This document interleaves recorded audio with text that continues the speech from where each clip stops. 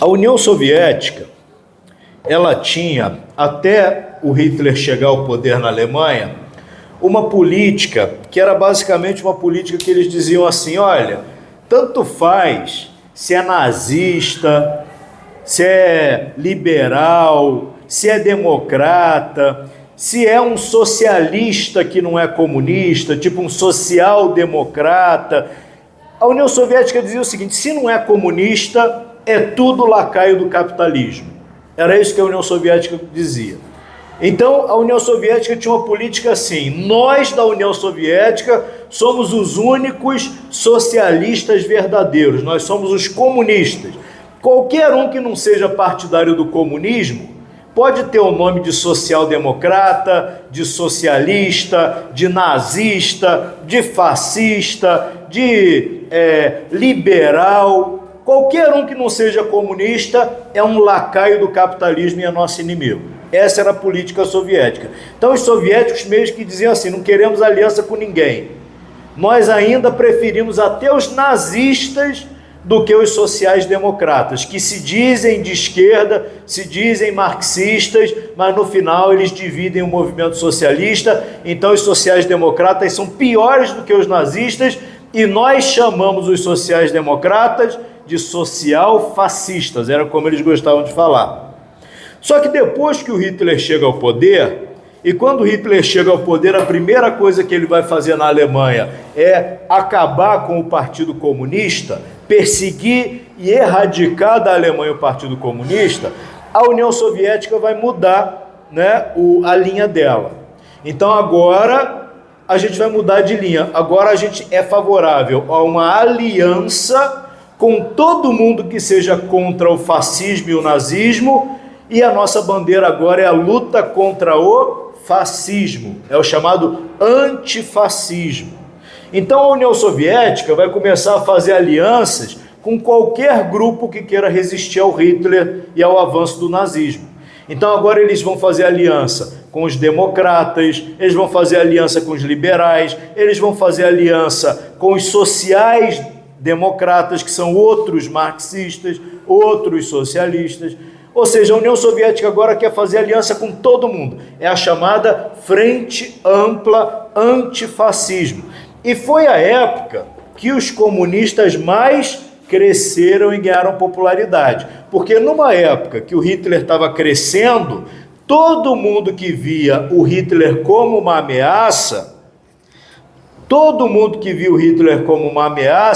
vai começar a se aproximar dos comunistas, porque os comunistas vão parecer que são aqueles que têm condição de lutar e resistir contra os nazistas.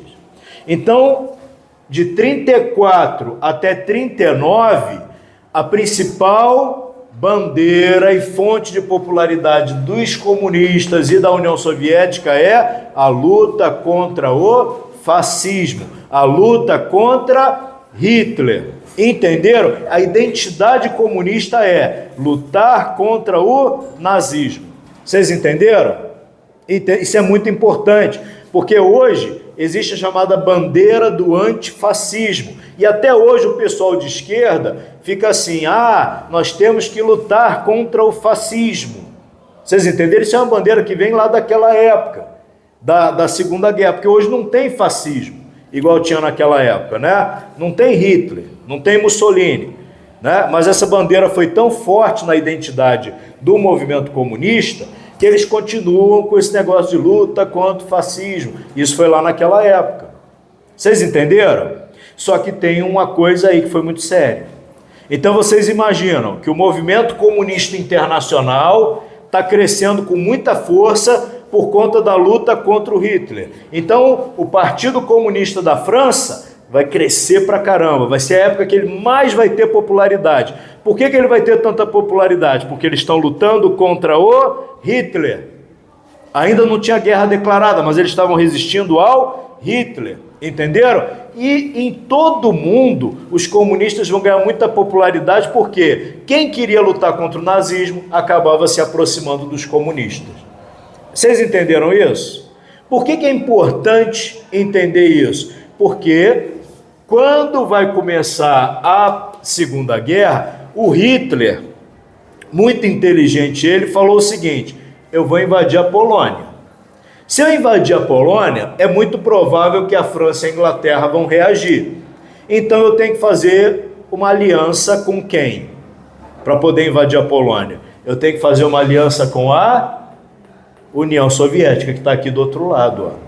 Entendeu? E aí eu garanto que não vou ter que lutar uma guerra aqui, igual foi a Primeira Guerra Mundial, que a Alemanha teve que lutar em duas frentes. Uma frente ocidental contra a França e a Inglaterra, uma frente oriental contra a Rússia. E aí o Hitler e a União Soviética vão começar negociações, e essas negociações vão culminar num pacto assinado entre a Alemanha nazista e a União Soviética comunista, que ficou conhecido como Pacto Germano-Soviético de Não Agressão, também chamado de Pacto Ribbentrop-Molotov, que era o nome dos dois embaixadores que assinaram o acordo. Então esse pacto assinado entre Hitler e Stalin, ele basicamente dizia o seguinte: primeiro, nós não vamos entrar em guerra um contra o outro. Segundo, nós vamos dividir a Polônia entre nós. Metade da Polônia fica para mim, metade para você. Metade da Polônia fica com a Alemanha, a outra metade com a União Soviética. Mas eles falaram que era meio-dia. A gente não vou parar de novo não, vocês vão esperar agora. Pô, não tem condição. Vocês vão esperar, tá bom? Tá bom, legal. Vou pelo menos terminar isso aqui, porque fala que é meio-dia, 15 para meio-dia já está aqui. No meio da minha explicação, fiquei 1 hora fazendo esse mapa bonitão aí. Ficou legal o meu mapa? Ficou legal, né? Eu faço esse mapa todo, aí o pessoal vem aqui, Pô, pera aí, deixa eu terminar a minha explicação. Né, Otávio? Otávio tá dormindo, Otávio? Acorda! Shhh. Vamos lá, estou terminando aqui. Então, o Hitler foi muito inteligente. Aqui, atenção. Ele falou o seguinte: vou fazer um acordo com os comunistas. Comunistas são meus inimigos? São. Mas aqui agora nós vamos fazer um acordo. E aí a Polônia foi dividida entre a Alemanha e a União Soviética. Os países bálticos, Estônia, Letônia e Lituânia, e a Finlândia, nesse acordo, ficou sob a área de influência soviética, e o Hitler garantia que não iria ter uma guerra aqui. Ao mesmo tempo, a União Soviética fez um acordo econômico com a Alemanha, onde ela fornecia para a Alemanha uma série de elementos que a Alemanha precisava para a guerra. Por exemplo, alimentos, grãos, petróleo, minério de ferro, manganês, vários minérios que a Alemanha precisava para manter a guerra. E, em troca, a Alemanha fornecia para a União Soviética tecnologia industrial. Era uma parceria entre a Alemanha e a União Soviética, não era só um pacto de não agressão.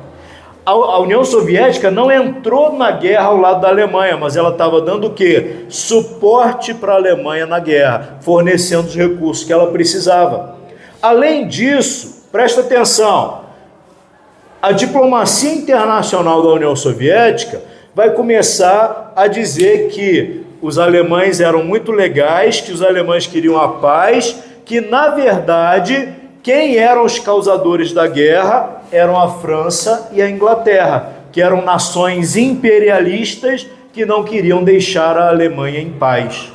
Então você vê o seguinte, presta atenção nisso aqui. A União Soviética, ela vira 180 graus o discurso dela. Antes nós estávamos assim: frente ampla de luta contra o fascismo. Vamos lutar todo mundo junto contra o fascismo. Junta todo mundo, temos que impedir que os nazistas cresçam. Aí eles, um belo dia, assinam um acordo com Hitler, e aí eles passam a dizer o seguinte: não, os nazistas são os caras do bem. Eles só querem manter a paz. Na verdade, quem são os caras do mal são a França e a Inglaterra, porque foi a França e a Inglaterra que declararam guerra à Alemanha. Então, eles são nações imperialistas, capitalistas do mal, que agrediram os pobres nazistas. Olha só a hipocrisia, como é que pode isso, né? Isso acontece o tempo todo em política, né? Como é que pode isso? Você está defendendo isso aqui, a identidade do seu movimento é a luta contra o nazismo, e de uma hora para outra você vira o seu discurso totalmente falando, não, os nazistas são legais, nós somos amiguinhos dele. Na verdade, os malvados são a França e a Inglaterra. Foi isso que a União Soviética fez. E aí você imagina todo esse pessoal aqui no Ocidente que entrou no movimento comunista para lutar contra o fascismo, para lutar contra o nazismo.